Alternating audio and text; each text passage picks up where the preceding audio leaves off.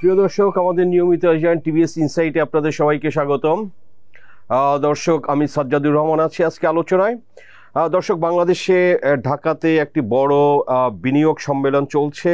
আপনারা জানেন হয়তো যে এটা 4 দিন ব্যাপী সম্মেলন আজকে থেকে শুরু হয়েছে এবং 10 তারিখ পর্যন্ত চলবেন। তো এখানে দেশি বিদেশি বিনিয়োগকারীদের একটা বড় রকমের আমরা রেসপন্স দেখতে পাচ্ছি আজকে যে ইভেন্টটা শুরু হয়েছে। তো সেখানে আমরা দেখছি যে আসলে বাংলাদেশের এই যে ইন্টারিম সরকার তারা আসলে ইতিমধ্যেই বেশ কিছু কাজ করেছে, যেগুলো হচ্ছে যে বিনিয়োগ বান্ধব, যেটা আসলে বাংলাদেশে ফরেন যে বিদেশি বিনিয়োগকারী তাদের কিন্তু একটা বড় রকমের বিভিন্ন রকমের কমপ্লেইন ছিল আছে বাংলাদেশে তাদের বিনিয়োগের ব্যাপারে। তো এই অন্তর্বর্তীকালীন সরকার চেষ্টা করছে যে এগুলোকে আসলে যত বটলনেকস আছে, ব্যারিয়ার্স আছে, সেগুলোকে কিভাবে আসলে বাদ দেওয়া যায় এবং বিনিয়োগকারীদের জন্য আসলে কিভাবে একটা তাদের যে একটা বিনিয়োগ বান্ধব পরিবেশ তৈরি করে যায় সেটা কিন্তু চেষ্টা করছে আমরা দেখছি। এবং ওভারঅল আমাদের যে ম্যাক্রো ইকোনমির সিচুয়েশন, তো এগুলো নিয়ে দর্শক আজকে টিভিএস এর একটি রিপোর্ট পাবলিশ করেছে যে বিনিয়োগকারীরা আসলে বাংলাদেশে কেন আসছে এবং সামনে কেন আসবে। তো সেগুলো ডিটেল একটু আমরা তুলে ধরার চেষ্টা করেছি এগুলো। তো দর্শক, আজকে আমরা এগুলো নিয়ে আপনাদের সঙ্গে আলোচনা করব। তো দর্শক, আমরা যদি প্রথমেই আসি যে আসলে আমাদের দেশে আপনার কি সিচুয়েশন ইমপ্রুভ করেছে, আমরা যদি আপনাদের কিছু রেফারেন্স দেই, যেটা হচ্ছে যে অলরেডি কিন্তু BIDA, Bangladesh investment development authority, তারা কিন্তু কাজ করছে যে কিভাবে আসলে এই যে ট্রেড লাইসেন্স, দর্শক বাংলাদেশে আসলে যে কোনো ব্যবসায় ট্রেড লাইসেন্স দরকার হয় এবং অনেকে যারা আসলে ফ্যাক্টরি রান করতে চায় তো তাদের জন্য কিন্তু সেটা আরও কষ্টসাধ্য হয়ে যায়।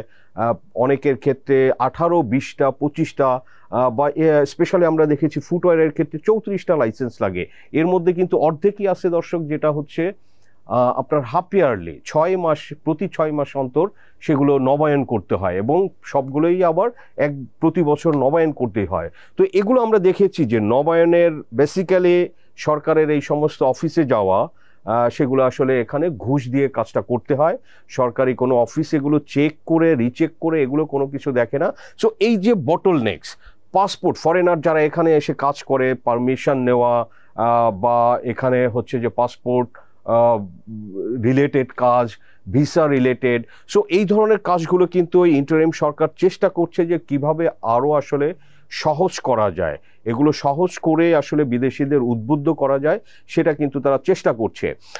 তো দর্শক, এগুলো হচ্ছে যে কিছু উদ্যোগ। এবং অলরেডি কিন্তু বাংলাদেশে দর্শক আপনারা জানেন যে বাংলাদেশে কিন্তু ব্যাংকিং সেক্টর, যেটা আসলে আগের সরকারের সময় শাসনামলে কিন্তু খুব একটা খারাপ অবস্থার মধ্যে পড়েছিল, তো এটা কিন্তু গত কয়েক মাস ধরে আমরা দেখছি যে ব্যাংকিং সিচুয়েশন, কয়েকটি ব্যাংক বাদে, তো এগুলো কিন্তু সিচুয়েশন ইমপ্রুভ করছে। আমাদের ফরেন এক্সচেঞ্জ রিজার্ভ এটা বাড়ছে, আমাদের রেমিটেন্সের ফ্লো বাড়ছে, আমাদের এক্সপোর্টও কিন্তু স্টেডিলি গ্রো করছে। সো এগুলো কিন্তু সবই আসলে আপনার ম্যাক্রো ইকোনমির যে ইন্ডিকেট করছে, এটা বাংলাদেশের শক্তিটাই ইন্ডিকেট করছে। এবং সামনে যদি এগুলো ধরে রাখা যায়, এই ফ্লোটা যদি থাকে, তো বাংলাদেশের কিন্তু আসলে এই যে আমরা দেখেছি যে এক্সচেঞ্জ রেট কিভাবে 3টা বছর বাংলাদেশের শুধু ব্যবসায়ী না সাধারণ মানুষকে কিভাবে ভুগিয়েছে। এই যে উচ্চ মূল্যস্ফীতির মধ্যে যে আমরা এখনো আছি গত 3 বছর ধরে, এটার অন্যতম কারণ কিন্তু আসলে এই এক্সচেঞ্জ রেট। আমাদের টাকা যে ডলারের বিপরীতে হঠাৎ 85-86 থেকে 120, 25, 30 টাকা উঠেছিল। সো দর্শক, এই সমস্ত বিষয় আসলে যে বিদেশি বিনিয়োগকারী তাদের কিন্তু আসলে উৎসাহিত করছে বাংলাদেশের ব্যাপারে। সো বাংলাদেশের ব্যাপারে আরও আসলে যে কারণে বিদেশিরা উৎসাহিত হচ্ছে এবং তা হওয়ার যথেষ্ট কারণ আছে। দর্শক, আমরা আসলে নিজেদের যে একটা শক্তি, এটা কিন্তু অনেক সময় আমরা বুঝতে পারি না যে বাংলাদেশ নিজে কিন্তু একটা বড় মার্কেট। এখানে কিন্তু 18 কোটি, কেউ কেউ বলে তারও বেশি আসলে লোক আছে। তো 18 কোটির লোকের যে একটা মার্কেট, একটা বাজার, তো এটা কিন্তু বড় একটা মার্কেট। ইউরোপের তো আসলে কোনো দেশেই 18 কোটি লোক নাই। বাংলাদেশে কিন্তু 3.5-4 কোটি লোককে বলা হয় মধ্যম আয়ের, উচ্চ আয়ের এবং ধনী শ্রেণী। সো এই এই ক্লাস কিন্তু তাদের কাছে অনেক টাকা আছে, তারা বিদেশে ট্রাভেল করে, বিদেশে গিয়ে স্পেন্ড করে। তো এই যে বাংলাদেশের মধ্যেও তারা প্রচুর কিন্তু স্পেন্ড করে। তো এই কনজিউমারদের এই যে 3.5-4 কোটি লোক, এটা কিন্তু আমরা দেখেছি আসলে যে পর্তুগালের 1 কোটির মতো লোক, তার থেকে আমাদের এখানে কিন্তু এই যে আমরা যদি বলি মধ্য এবং উচ্চবিত্ত, সেটাই কিন্তু আসলে 3.5-4 কোটির লোক, যেটা আসলে জার্মানির অলমোস্ট অর্ধেক পপুলেশনের মতো।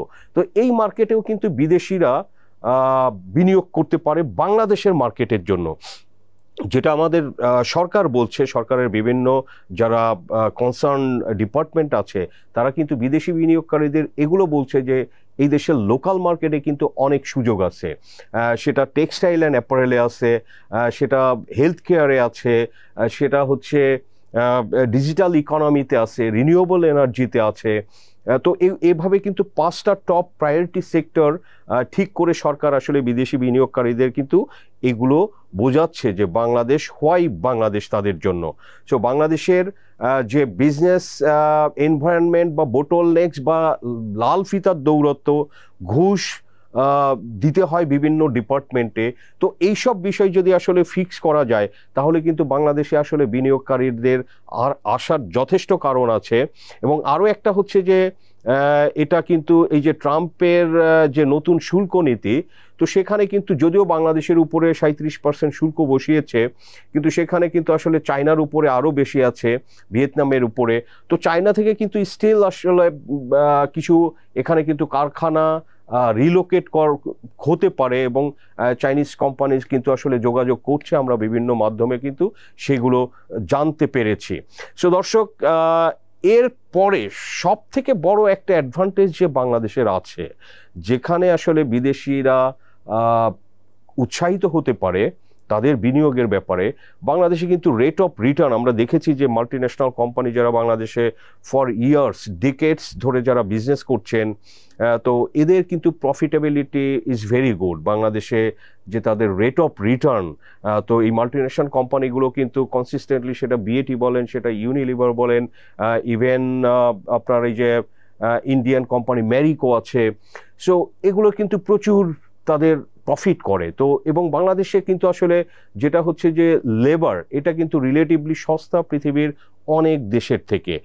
বাট এবং যারা বলছেন এই যে অলরেডি যে বিদেশি বিনিয়োগকারীরা আছেন, আমরা রিপোর্টের করার সময় কথা বলেছি তাদের সঙ্গে, তারা কিন্তু বলছেন যে বাংলাদেশের যে এই যে শ্রমিক ভাই বোনেরা, এরা খুব ফ্রেন্ডলি এবং তারা খুব সিনসিয়ার তাদের কাজের ব্যাপারে।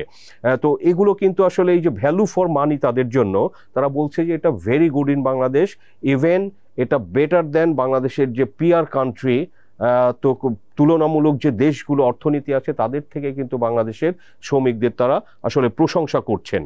সো দর্শক, এইসব বিভিন্ন কারণ আছে, এগুলো আসলে বাংলাদেশ তুলে ধরার চেষ্টা করছে বিদেশি বিনিয়োগকারীদের সামনে। আজকে শুরু হয়েছে, এটা আরও 3 দিন চলবে। মাননীয় প্রধান উপদেষ্টা আগামী পরশুদিন এখানে উনি কথা বলবেন, তো তখন হয়তো আরও বিস্তারিত বিষয় জানা যাবে।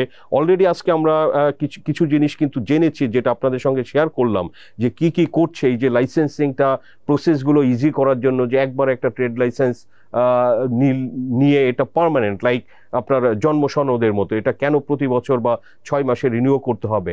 সো এই ধরনের কিন্তু বিষয়গুলো সরকার সিরিয়াসলি ভাবছে।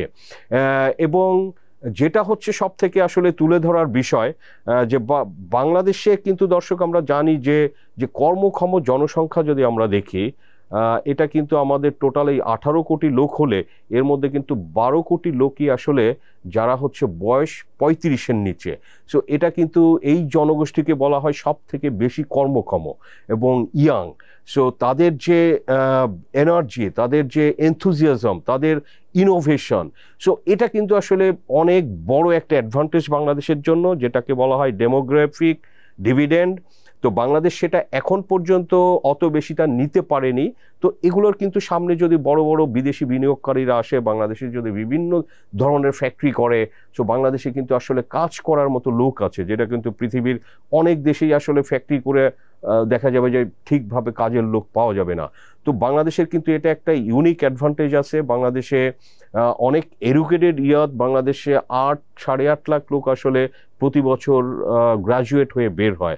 সো অনেকেই কিন্তু আসলে তারা ভালো ভালো কাজের সুযোগ খোঁজে। তো এগুলো যদি বিদেশি কোম্পানি আসে, বিদেশি বিনিয়োগ করে এবং ভালো ভালো ফ্যাক্টরি করে, তো সেটা কিন্তু আসলে সবার জন্য উইন উইন। বাংলাদেশের জন্য ভালো হবে, এটা কিন্তু বিদেশি বিনিয়োগকারীর জন্য সেটা অনেক ভালো হবে। সো এগুলো নিয়ে দর্শক, বাংলাদেশ খুব সঠিকভাবেই, যদিও সময়টা একটু অন্য রকমের সময়, একটা বড় আপনার পরিবর্তন, রাজনৈতিক পরিবর্তন, তখন আমরা দেখেছি কিছু যে ব্যবসা বাণিজ্য অর্থনীতিতেও বেশ কিছু আনরেস্ট হয়েছিল, এবং সর্বশেষ আসলে যে ট্রাম্পের শুল্ক আরোপ সারা পৃথিবীর উপরে। তো এগুলোর পরেও আমরা যে ইনভেস্টমেন্ট সামিটে, এই বিনিয়োগ সম্মেলনে আমরা যে আপনার এনথুজিয়াজম দেখেছি বিদেশিদের, তো সেটা আসলে খুবই উৎসাহ ব্যঞ্জক বাংলাদেশের জন্য, এবং তারা বাংলাদেশকে আসলে পজিটিভ হিসেবেই, তাদের বিনিয়োগের ক্ষেত্র হিসেবে কিন্তু তারা চিন্তা করছে, তারা ভাবছে এখন আসলে আমরা কতটা আসলে তাদেরকে ভালো কোয়ালিটি সার্ভিস দিতে পারি, যেটা আসলে চায়না, ভিয়েতনাম, এরা কিন্তু ফরেন যে বিদেশি বিনিয়োগ কিন্তু তারা আকৃষ্ট করেছে, তারা আসলে সেবা দিয়ে এই যে ব্যবসা বাণিজ্য অনেক সহজ করেছে। সো এই বিষয়গুলো আসলে বাংলাদেশকে করতে হবে, এবং সরকার, অন্তর্বর্তীকালীন সরকার সেটাই করছে। সো আমরা আশা করি আসলে বিদেশি বিনিয়োগকারী বাংলাদেশে সামনে আরও আসবে, অনেক আসবে। সো দর্শক, আজকে এই পর্যন্তই আলোচনা করলাম, আপনাদের সঙ্গে শেয়ার করলাম। আমাদের আলোচনা ভালো লাগলে লাইক করবেন, শেয়ার করবেন। আপনাদের সবাইকে ধন্যবাদ।